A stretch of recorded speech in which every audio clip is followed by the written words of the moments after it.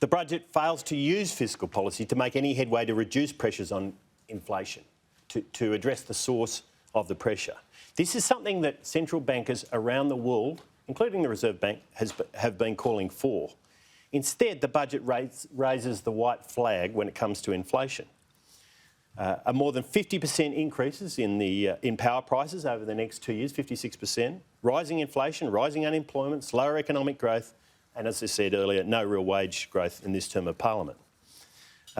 Just after the budget was released, we've seen annual inflation hit 7.3%, the highest level in more than 3 decades.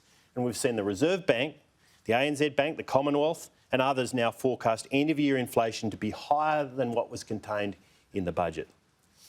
Now, the important point here is that the budget doesn't make the Reserve Bank's job any easier to contain inflation.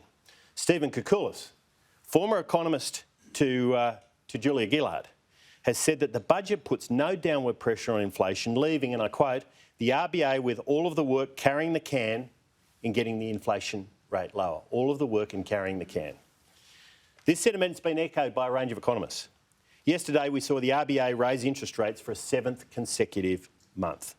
This means that a family with a $750,000 mortgage is now paying more than $1,200 extra per month on their repayments compared with May of this year. Concerns expressed by some economists and commentators shouldn't be a surprise.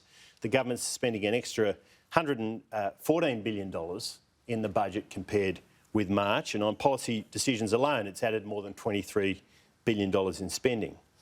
Across the forward estimates, the government's clocking up deficits to the tune of $181.8 billion.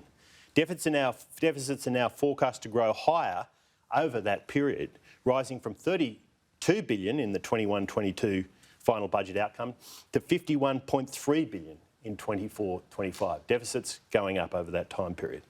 And spending growth over the forward estimates is forecast to exceed economic growth.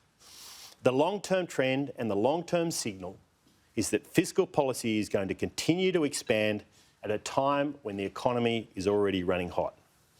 But what's most alarming is that the government's own fiscal strategy actually abandons the goal to return the budget to balance. It abandons that goal. In March, the Coalition's fiscal strategy emphasised the need to reduce gross and net debt, cap tax at 23.9% of GDP, and to return the budget to balance. Indeed, every budget since 1996 has emphasised the need to run budget surpluses or get to balance over the medium term.